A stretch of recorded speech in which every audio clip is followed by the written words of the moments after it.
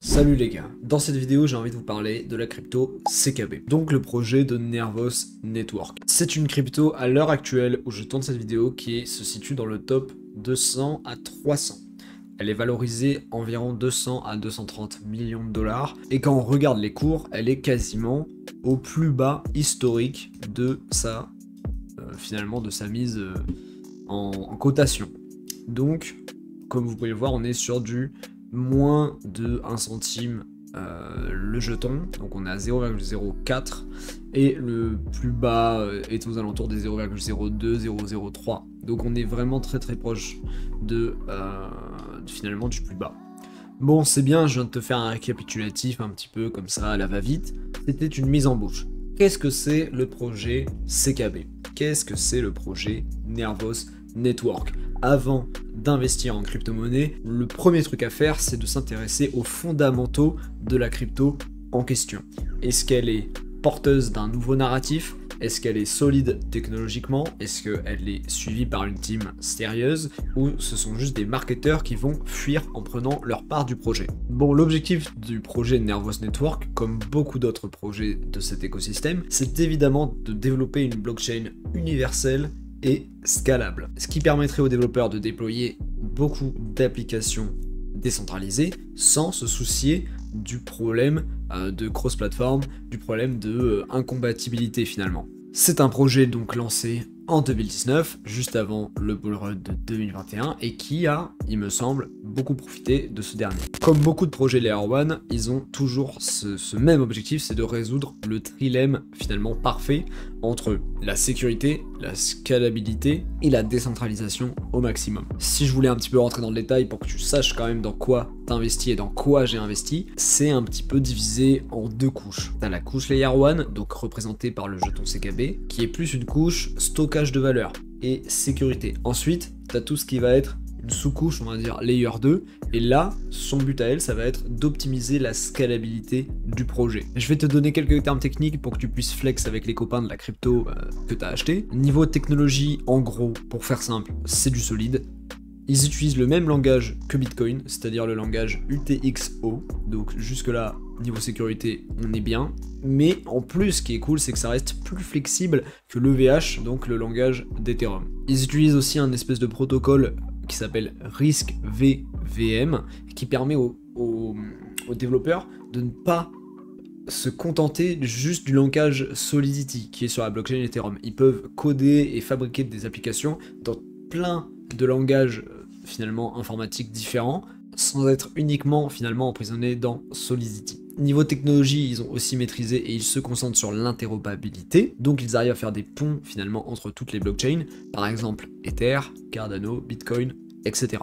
Mais à quoi sert le jeton CKB finalement? Qu'est-ce que c'est la tokenomique finalement derrière le jeton? Parce que c'est quand même ça que tu possèdes, c'est quand même ça que je possède si on investit dans ce projet. Le rôle du token finalement, il est très simple. Il permet de faire le paiement des transactions. Le jeton CKB sert aussi à stocker des données on-chain. Pour faire très simple, imagine que chaque CKB représente finalement une clé USB, une donnée de stockage. Et bien sûr, le jeton CKB est nécessaire pour les validateurs afin de sécuriser le réseau grâce au stacking.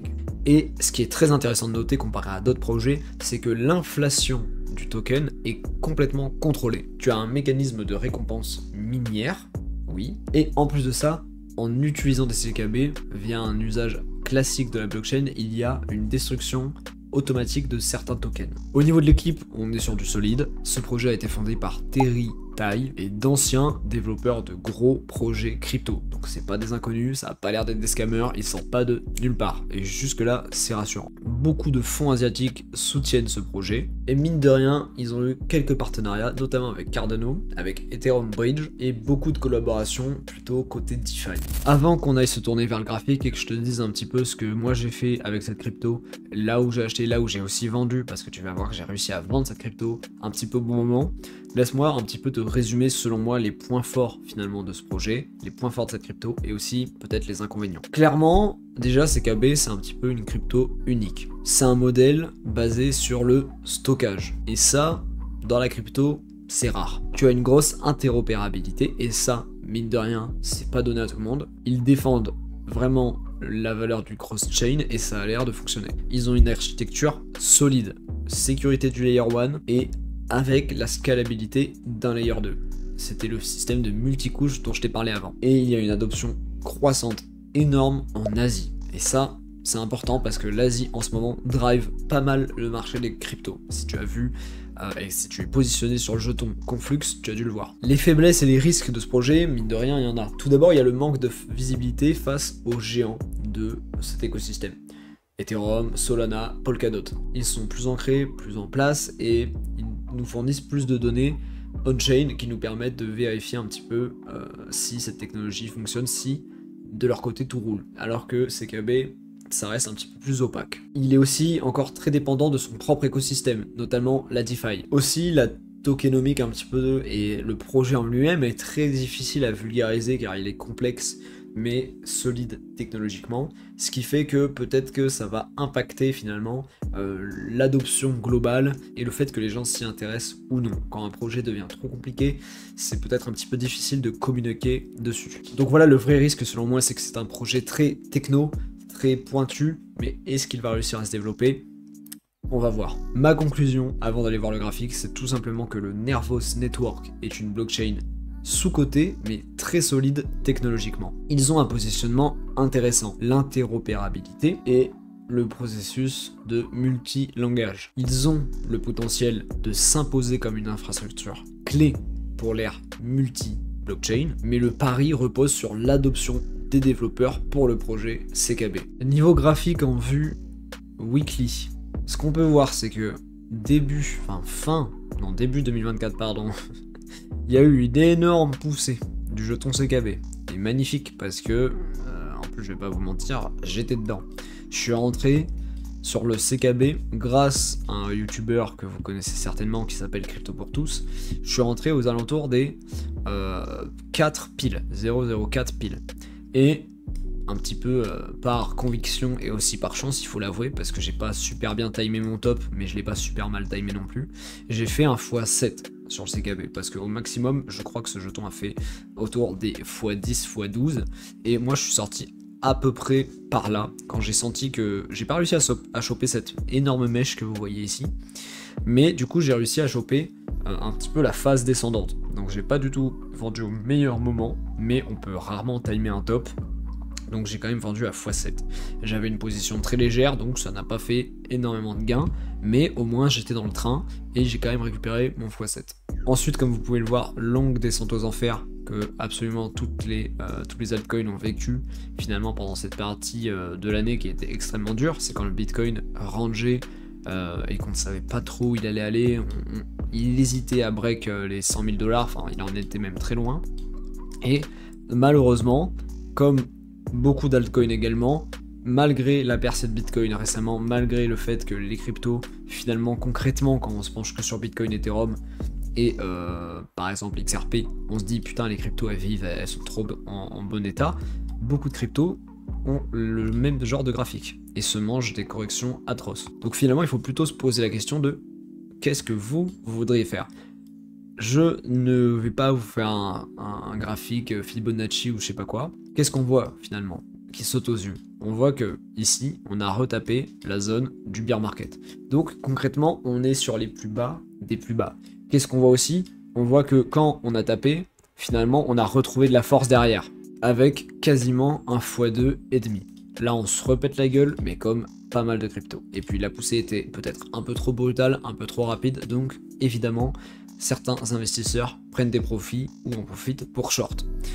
La question, c'est plutôt de se dire, si vous pensez avec des vraies convictions que ce projet est solide, que ce projet a une techno qui est valorisante, et que finalement il peut reprendre autant de vigueur que dans cette zone-là, alors, selon moi, si vous êtes prêt à parier que ce jeton, certes, actuellement il est dans une phase compliquée, mais technologiquement il a beaucoup à apporter et il peut re-être pricé finalement à la hauteur de ce qu'il vaut vraiment, alors vous pouvez très bien vous positionner à l'heure actuelle. On est un petit peu au milieu de rien, on n'est ni sur les sommets du petit push qu'on a eu, ni sur les plus bas historiques. Mais si vous avez des convictions, soit vous attendez un petit retracement pour tenter de rechoper un niveau un peu plus bas, soit tant pis, vous vous positionnez dès les 4-8, et quand on réatteindra des zones intéressantes, là la première que je vois à l'œil nu, ce serait celle-ci là, une grosse zone autour des 8 centimes, une grosse zone autour des 8 enfin des 0,8 à 0,1 centime, pourquoi pas? Pourquoi pas? L'important, c'est surtout les fondamentaux. Est-ce que vous croyez finalement en la crypto dans laquelle vous investissez? Parce que les graphiques, c'est bien beau, mais les graphiques sont surtout influencés par les fondamentaux, par la hype, par la communauté. CKB, mine de rien, a une communauté assez solide, et je pense sincèrement que c'est un projet un petit peu unique, un peu hors du commun, qui vaut peut-être le coup, peut-être de placer un petit billet, 100 € ou 200 € dessus. Qui sait? Moi, je m'en souviens, j'avais investi 300 € sur le CKB, juste ici, et quand j'ai fait x7, j'étais bien content. Mais est-ce que vous y croyez encore? Est-ce que vous pensez que des phases paraboliques avec des énormes bougies qui s'empilent comme ça semaine après semaine est encore possible pour le CKB? À vous de le dire. Moi, tout ce que je sais, c'est que quand j'étais ici et que j'ai investi ici, j'étais pas du tout sûr à 100% qu'il allait faire ça. La réalité, c'est qu'il l'a fait. Hop, attendez, je vais faire un truc de con. Voilà, j'étais obligé les gars. Non mais j'étais obligé. Bref, c'était tout pour cette vidéo. Si elle t'a plu, n'hésite pas à lâcher un like. Et dis-moi ce que t'as pensé du jeton CKB en commentaire. Dis-moi si t'en détiens. Personnellement, j'en détiens encore. J'ai pas tout vendu. Abonne-toi à cette chaîne et active la cloche pour ne jamais rater les prochaines vidéos. Sur cette chaîne, on parle de finance, de crypto et parfois de développement personnel. Merci de m'avoir écouté, c'était Jimmy, faites pas de la merde avec votre argent les gars, et ciao.